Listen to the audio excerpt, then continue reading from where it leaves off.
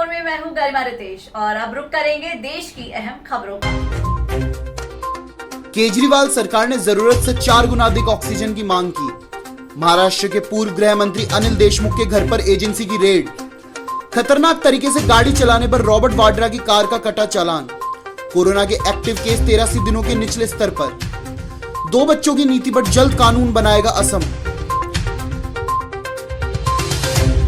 आपातकाल की बरसी पर पीएम मोदी ने किया ट्वीट। ट्रांजिशन फेज से गुजर सकती है भारतीय टेस्ट टीम। धर्मांतरण केस कौन है सुप्रिया, आयशा बन कहां चली। बचपन के दोस्त से मिलने जाएंगे राष्ट्रपति। प्रेसिडेंशियल ट्रेन से आज पहुंचेंगे कानपुर। दिल्ली में फिर से आंदोलन, टोल पर पहुंच गए किसान। और अब जानते हैं खबरें विस्तार से। कोरोना की दूसरी लहर के दौरान दिल्ली समेत देश के अन्य इलाकों में ऑक्सीजन संकट का सामना करना पड़ा था। इस बीच दिल्ली में ऑक्सीजन संकट को लेकर सुप्रीम कोर्ट की ऑडिट पैनल की रिपोर्ट में हैरान करने वाला खुलासा हुआ है। सुप्रीम कोर्ट द्वारा गठित ऑक्सीजन ऑडिट कमेटी ने अपनी रिपोर्ट में कहा है कि कोरोना की दूसरी लहर के दौरान दिल्ली सरकार ने जरूरत से 4 गुना अधिक ऑक्सीजन की मांग की थी। पद से हटने के बाद भी महाराष्ट्र के पूर्व गृह मंत्री अनिल देशमुख की मुसीबतें कम नहीं हो रही है। मनी लॉन्ड्रिंग मामले में घिरे अनिल देशमुख के नागपुर स्थित घर पर प्रवर्तन निदेशालय यानी ईडी ने छापेमारी की है। समाचार एजेंसी एएनआई ने बताया है कि प्रवर्तन निदेशालय की टीम ने आज यानी शुक्रवार सुबह अनिल देशमुख के घर की तलाशी ली है। गौरतलब है कि इस केंद्रीय एजेंसी ने अनिल देशमुख के खिलाफ इस साल मई महीने में मनी लॉन्ड्रिंग के तहत मामला दर्ज किया था। राजधानी दिल्ली में कांग्रेस अध्यक्ष सोनिया गांधी के दामाद और उद्योगपति रॉबर्ट वाड्रा की कार का चालान काटे जाने का मामला सामने आया है। ये चालान खतरनाक ढंग से गाड़ी चलाने के लिए काटा गया है। देश में कोरोना के एक्टिव मामलों की संख्या 83 दिनों में निचले स्तर पर पहुंच गई है। फिलहाल कुल सक्रिय मामले 6,12,868 रह गए हैं। इससे पहले 1 अप्रैल को 6,10,929 सक्रिय मामले थे। तब से आंकड़ों में लगातार इजाफा हुआ था और 9 मई को ये 37 लाख के पार पहुंच गए थे। हालांकि तभी से गिरावट का दौर जारी है और उस पीक से तुलना करें तो एक्टिव केसों की संख्या में 80% तक की कमी आई है। बीते 24 घंटों में 51,667 नए केस मिले हैं, जबकि 64,527 लोग कोरोना से रिकवर हुए हैं।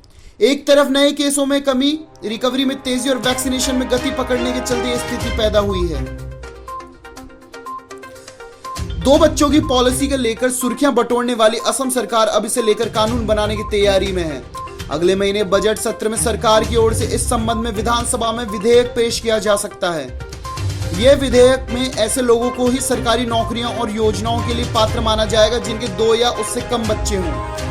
गुरुवार को कानून की योजना के बारे में बताते हुए संसदीय कार्य मंत्री पीयूष हजारिका ने कहा है कि सरकार इस कानून को लेकर काम कर रही है। फिलहाल इस बात पर विचार किया जा रहा है कि इस कानून को किस तरह से लागू किया जाएगा। हालांकि अब तक इस पर कोई राय फाइनल नहीं हो पाई है।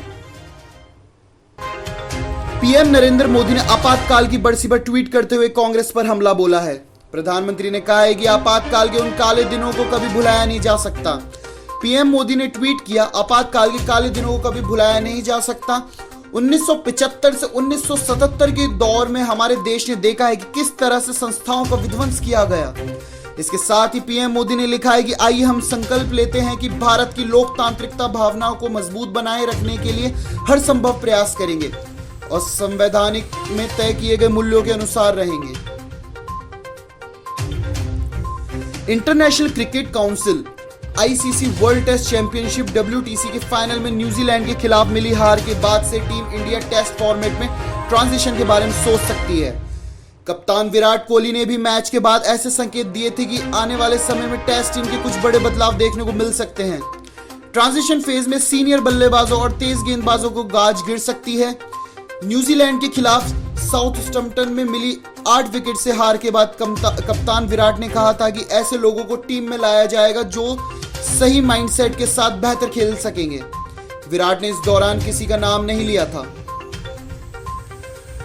धर्मांतरण केस में आदित्य के बाद अब सुप्रिया उर्फ आयशा एटीएस के लिए बड़ी पहेली बन गई है। सुप्रिया धर्म परिवर्तन कराकर आयशा बनी और अब वह गायब है। एटीएस भी उसकी तलाश कर रही है। इसके लिए यूनिवर्सिटी से एटीएस उसकी डिटेल मांगेगी। हालांकि आयशा का नाम उस सूची में भी शामिल नहीं है जो एटीएस ने इस गिरोह का भांडाफोड़ करने के दौरान मोहम्मद उमर गौतम और काजी जहांगीर से बरामद की थी। राष्ट्रपति रामनाथ कोविंद 2 दिवसीय दौरे पर शुक्रवार शाम प्रेसिडेंशियल ट्रेन से कानपुर पहुंचेंगे। विशेष सैलून शाम 7:55 पर कानपुर सेंट्रल स्टेशन पहुंचेंगे। यहां राज्यपाल आनंदीबेन पटेल उनका स्वागत करेंगी। आगवानी के लिए मुख्यमंत्री योगी आदित्यनाथ के भी पहुंचने की संभावना है। 4 कोच वाली विशेष ट्रेन शाम 7:55 पर प्रेसिडेंशियल ट्रेन कानपुर सेंट्रल पहुंचेगी। यहां से राष्ट्रपति सीधे सर्किट हाउस सड़क मार्ग से रवाना हो जाएंगे। सर्किट हाउस में ही डिनर करेंगे।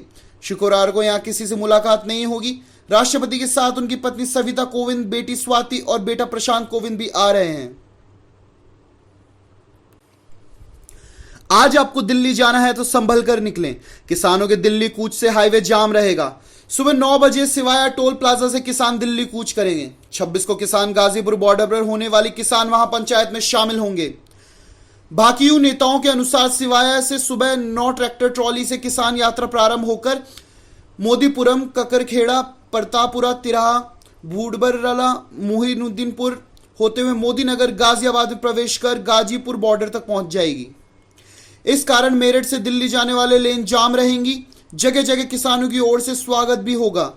ऐसे में मेरठ से वाया प्रतापपुर, मोदीनगर, मुरादनगर होते हुए दिल्ली जाना हो तो संभल कर जाएं। न्यूज में फिलहाल इतना ही। देश और दुनिया की तमाम खबरों के लिए देखते रहिए शुभ 24।